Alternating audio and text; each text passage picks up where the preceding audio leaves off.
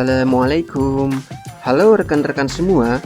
Pada video ini, saya ingin memberikan tips menarik agar kita bisa bekerja lebih cepat dalam menggunakan Excel. Semoga bermanfaat.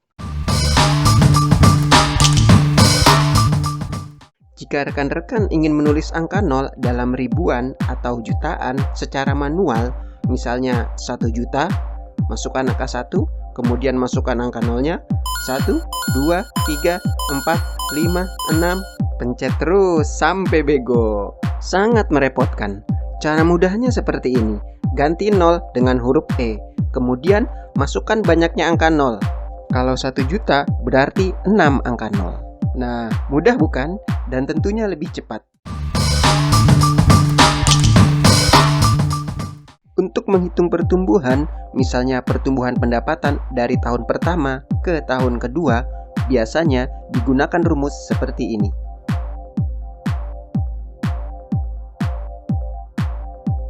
Cara mudahnya dengan rumus tahun kedua dibagi tahun pertama dikurangi 1. Terlihat hasilnya sama.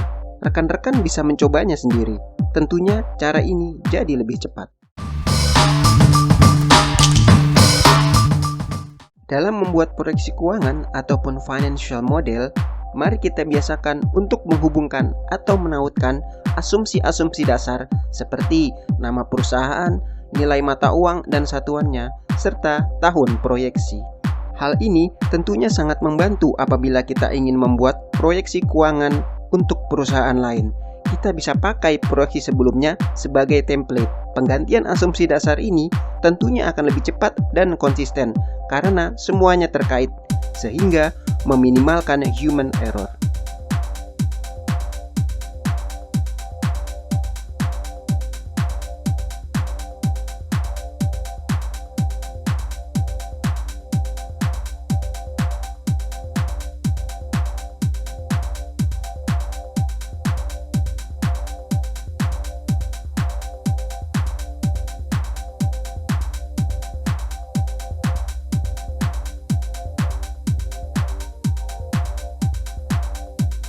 Kalau kita buat manual dan lupa dicek, bisa jadi di laba rugi menggunakan satuan rupiah, sementara di neraca menggunakan satuan dolar.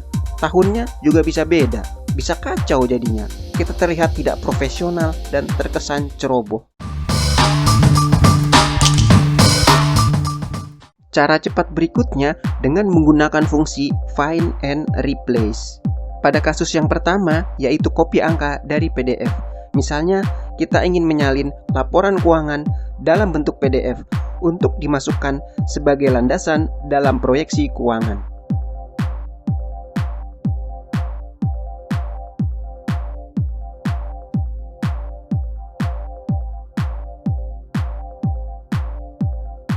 Biasanya, penyebab masalahnya di penanda satuan ribuan dan desimal yang menggunakan tanda koma atau titik. Jika sistem yang kita gunakan berbeda, maka angka yang kita copy-paste tidak dianggap sebagai angka, tetapi teks. Akhirnya, tidak bisa dijumlahkan. Solusinya, kita bisa rubah setting di Excel. Pilih Options, kemudian Advanced. Setelah itu, ada pilihan Use System Separators. Kita bisa hilangkan tanda centangnya, kemudian klik OK.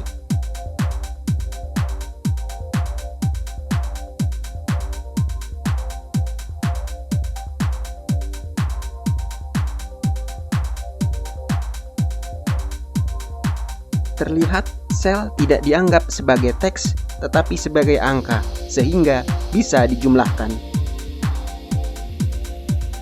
Jangan lupa untuk merubah kembali settingnya agar proyeksi yang kita buat selalu konsisten, tidak berubah-ubah. Kadang pakai tanda titik, kadang pakai tanda koma. Kalau kita tidak mau repot bolak-balik merubah setting, maka cara lainnya yaitu dengan fungsi find and replace.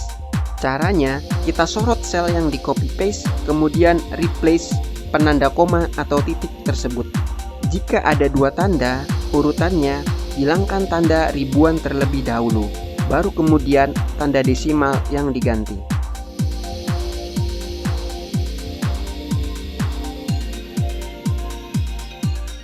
Terlihat sel tidak dianggap sebagai teks, tetapi sebagai angka, sehingga bisa dijumlahkan.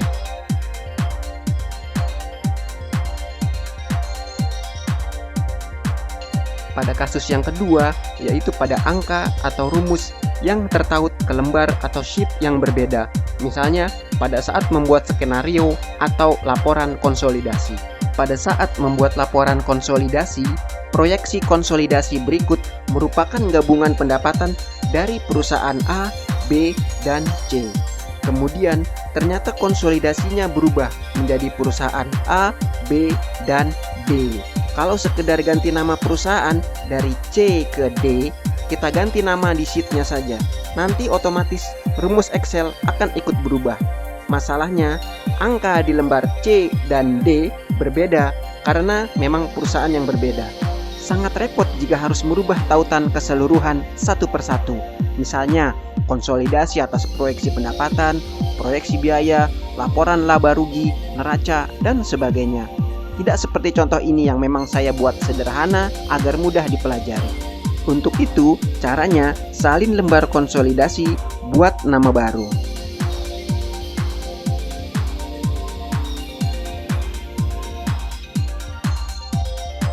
Sorot rumus atau angka yang dipilih, kemudian find and replace dengan nama sheet yang baru.